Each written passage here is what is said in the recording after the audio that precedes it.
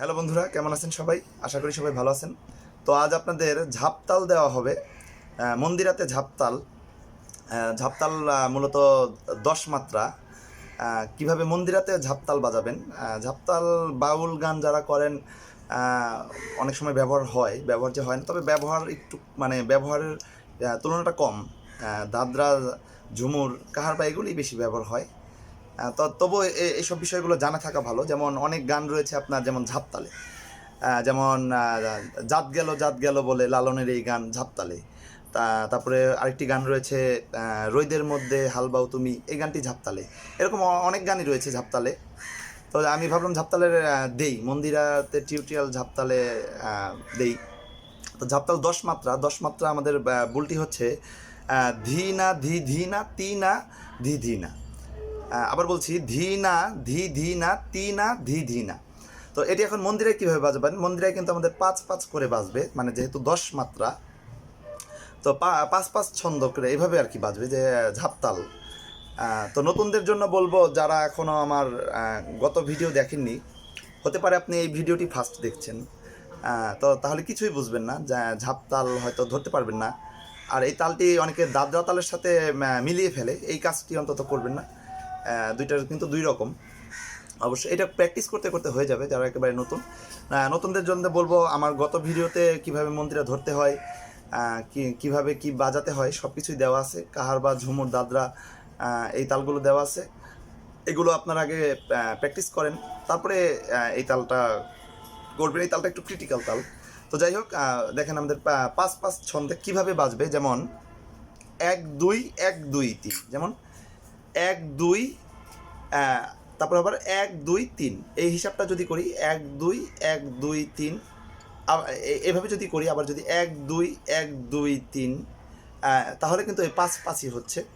তো ১-২-১-২-৩ কীভাবে বাজাবেন? সবসময় যদি বলতে থাকেন ১-২-১-২-৩ ১-২, তাহলে ঝাপতালের ছন্দ চলে আসবে।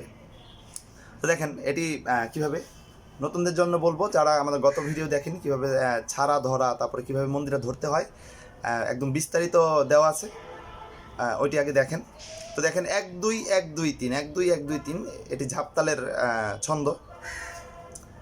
তো খেয়াল করেন, দেখেন যেমন ১-২ একদম বাজাচ্ছি, যেমন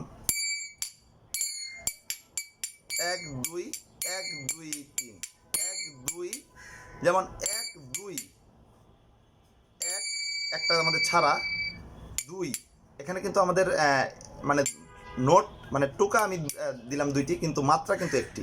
যেমন ১-২, তারপরে আবার ১-২-৩টি বাজাবো আমি ১-২-৩, ওই দাদরার মতো, যেমন ১-২-৩ যেরকম সেম অতটুকুই, শুধু প্রথমে তো বাজবে ১-২। তো এটি তালটি সবসময় যদি আমি বাজাই কীভাবে হবে দেখেন, যেমন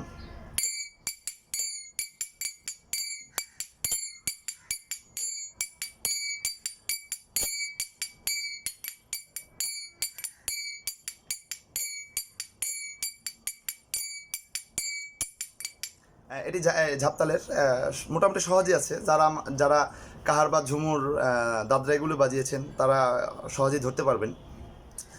আরেকবার দেখিয়ে দিচ্ছি, যেমন ১-২, আমার কিন্তু এটি দিয়েই ফার্স্ট, আবার এটি দিয়েই শুরু, এটি দিয়েই শুরু, এখান দিয়েই শুরু। যেমন ১-২, এই দুইটি মিলে একটি মাত্রা ২, ১-২, তারপর হচ্ছে ১-২-৩ কীভাবে বাজাবো আমরা, ১-২-৩, সরি ভুল হয়েছে, আবার দেখাচ্ছি ১-২-৩। তো এটি যদি আমি সবসময় বাজাই, তাহলে ১-২-৩টি আমাদের দাদরার ওইখান থেকে নেব ১-২-৩, আর ১-২টি জাস্ট বাজাচ্ছি, যেমন ১-২, ১-২-৩, ১-২-৩, ১-২-৩। তো এটি আর কি সবসময় বাজবে। তো এটা যদি এখন ডাবল প্যাটার্ন করি, তাহলে কীভাবে বাজবে? ডাবল প্যাটার্ন জাস্ট ছেড়ে, মানে এরকম করে। তো এটি বাজবে হচ্ছে ১-২, সরি ভুল হয়েছে,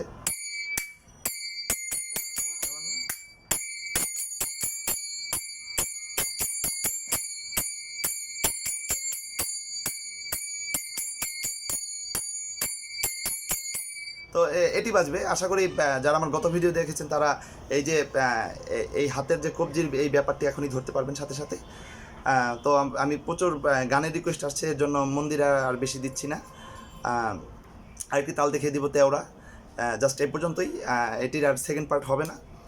তো আশা করি ব্যাপারটি বুঝতে পেরেছেন। তারপরে যদি কোনো কিছু বুঝতে না পারেন আমাকে কমেন্টে জানাবেন, আমি প্রয়োজনে নতুন করে ভিডিও তৈরি করে দেওয়ার চেষ্টা করব। অবশ্যই আমাদের চ্যানেলটি সাবস্ক্রাইব করবেন, সাবস্ক্রাইব করে আমাদের সাথেই থাকুন।